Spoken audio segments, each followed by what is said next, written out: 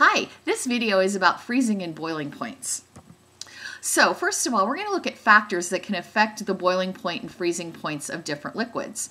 So the three factors we're going to pay attention to are atmospheric pressure, the intermolecular forces within the liquids, and solutes, which is just stuff that we're going to add to the liquid. All right, so first of all, let's define what a boiling point is. The definition is the temperature at which the vapor pressure of the liquid equals the external pressure surrounding the liquid. And so what you have here is, this is our liquid here, and any of the molecules that are on the surface of this liquid, they have a chance of escaping into the gas phase. I mean, they just do. That's called evaporation. But there's pushing down on this atmospheric pressure, and so we'll write pressure of the atmosphere pushing down. And so yes, we can have a molecule escape here and there, but all of the molecules aren't going to escape. That's called boiling. And so when your vapor pressure of our liquid, so that's the pressure of the vapor within the liquid pushing up, when that equals the atmospheric pressure pushing down, that's what we call the boiling point. And so you see, you've seen lots of things boil and you see all these bubbles forming, and that's because that vapor pressure can overcome the atmospheric pressure in it, and then these gas molecules can then go into the vapor phase during boiling. So again, boiling point is when the vapor pressure of the liquid can equal or greater than the vapor pressure that's pushing down, or the atmospheric pressure that's pushing down on the surface of the liquid. But what is vapor pressure? We haven't used that word before. Well, like we learned, at the surface of a liquid, those molecules can escape into the gas phase. Okay, so they can escape up here, and we call that evaporation again. And if we put a lid on the container, eventually those molecules that will evaporate will then condense back down into the liquid state. And the vapor pressure is when this is at equilibrium. So the evaporation and the condensation are occurring at equal rates. And so the vapor pressure of a liquid is the equilibrium pressure of a vapor above its pure liquid in a closed container. That's the definition. And so all liquids have a vapor pressure. And it varies with temperature. So 25 degrees is a nice, comfortable room temperature. Ether has a vapor pressure of 0.7 atmospheres. It will evaporate really quickly at room temperature.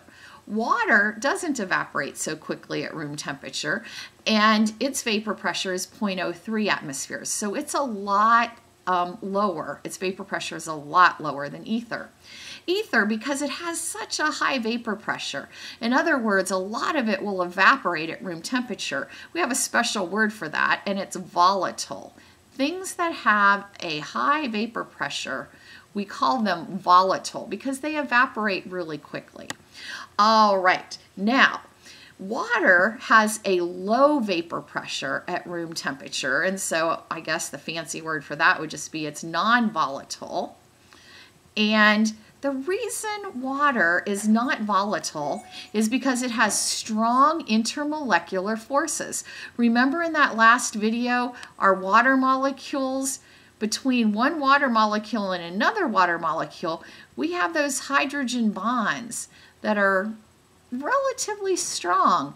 And so in order for our liquid water to turn into a vapor, we have to break those intermolecular forces or those hydrogen bonds, and that's not as easy to do. Ether doesn't have hydrogen bonds, and so it has weaker intermolecular forces, so it's easier. Whoops, I added an extra electron there. It's easier for the ether to evaporate because it doesn't have as strong intermolecular forces like water has. Okay, well, that is something about boiling points, but now boiling points depend on atmospheric pressure. I don't know if you've ever looked, like if you're going to cook macaroni and cheese or something, it'll tell you how long to boil something, you know, at higher elevations. The time is more than the amount of time you need to boil something at sea level. So in this picture, I'm going to try to explain to you why sea level has different boiling points than, say, something in the mountains. So here we are at sea level, and you see there are lots of atmospheric molecules of air. There's lots of air up here pushing down on us. And so the atmospheric pressure at sea level is greater. So here it's 101 kilopascals. It's just another unit for pressure. But if you go up to the top of Mount Everest, and they sometimes say, well, the air is thin, they say that, but it's 31 kilopascals is the atmospheric pressure. So less atmospheric pressure is pushing down the higher you go. There's just less air molecules pushing down on you. Okay, so what does that do to the boiling point? Okay, so if you're at higher elevations, so if you're on the top of a mountain or something, all right, then this atmospheric pressure is less, and so the air pressure is lower than the pressure at sea level. So then the liquids will have a lower boiling point when you're at higher elevations because the pressure pushing down on the surface of the liquid isn't as great. So you have to cook things longer at higher elevations. I like to think of it as, you know, if you're going to put a turkey in the oven, if you're going to cook it at 300 degrees at a lower temperature, you're going to have to cook it longer to make sure it's done. So at higher elevations, air pressure is lower, therefore the liquids boil at a lower temperature. Okay, so factors that affect boiling points. Well, atmospheric pressure is one. The lower the atmospheric pressure, the lower the boiling point. Okay, let's talk about intermolecular forces again. Remembering that boiling is just changing a liquid into a gas. And a liquid has some intermolecular forces. It's what's causing one molecule to stick to another. So in order for it to go from a liquid to a gas, you are breaking the intermolecular forces. So molecules that have stronger IMFs are going to have higher boiling points. It's going to take more energy to break those molecules apart. Okay, so intermolecular forces, if you have strong intermolecular forces, you're going to have higher boiling points. All right, the last thing we want to look at is solutes. And what I want to mean by solute in this is just stuff in your liquid. So here we just have pure liquid, and these purple dots over here is a solute. All right, so these solutes are not volatile at all. And so the population of our molecules down here that are able to evaporate are a lot less because we've got these solute particles in there. So the solute particles are going to lower the vapor pressure of our liquid. So you can even see that depicted in this animation here. This has more of our liquid molecules in the gas phase than over here. So solutes are going to lower the vapor pressure of a liquid. So if your vapor pressure is lower, that means your boiling point is going to have to be higher. And the more particles you have in there, the higher the boiling point.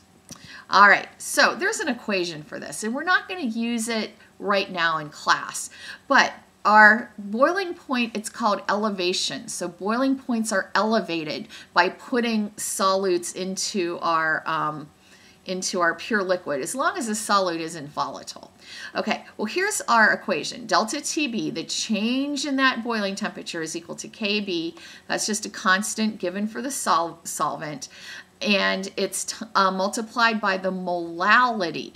Now, I didn't just have a speech impediment here or a misspelled word. It's not molarity, it is molality. And it's moles of solute per kilogram of solvent.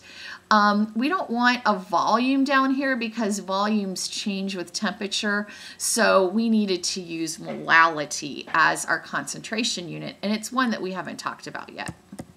All right, so What do solutes do to our boiling point? Well, the higher the amount of solute or the more solute you have, the higher your boiling point is going to be. Okay, freezing points. Okay, it's a little bit easier. It's the temperature at which a liquid turns into a solid. What's happening is you're taking heat away from those liquid molecules. You're taking energy away. And so they're becoming, slower moving, and they're trying to organize themselves back into a solid structure. They're not affected by pressure to the extent that boiling points are, so we're not going to address that. All right, so here is just like my pure liquid, and we'll say that here it has frozen and it's nicely organized into a solid. Now these black dots here would be some kind of solute, just something added in there, and it disrupts the organization of our molecules in the solid. And so the effect that a solute has on a freezing point is that it's going to lower the freezing point. You have to go to an even lower temperature to get your liquid to freeze when you've got a solute in there.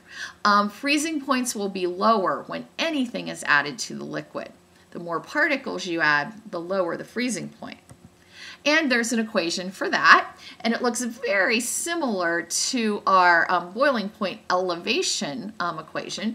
So how much the freezing point is lowered is equal to a freezing point constant and the molality of the solution. And, there's some very practical uses for all of this information in this video. And for the freezing point depression, if you ever made homemade ice cream, you have to add rock salt to the ice. And that lowers the freezing point even more, and so your ice cream will freeze. And boy, we've had a lot of this going on this winter. They add salt or a brine solution to the roads, and that will lower the freezing point of water. And so it's not going to freeze at that 32-degree mark. You have a little bit of goodness, I can't think of my words now, but you've got some room that you can have it freeze at an even lower temperature. So your water is not going to freeze exactly at 32. It'll freeze at a lower temperature. The brine and this stuff that they put on our roads don't work too well when you get down into the teens, and that's why we've had some problems this winter. Okay, well, there you go. Boiling points and freezing points and what affects them, and we'll see you later. Bye-bye.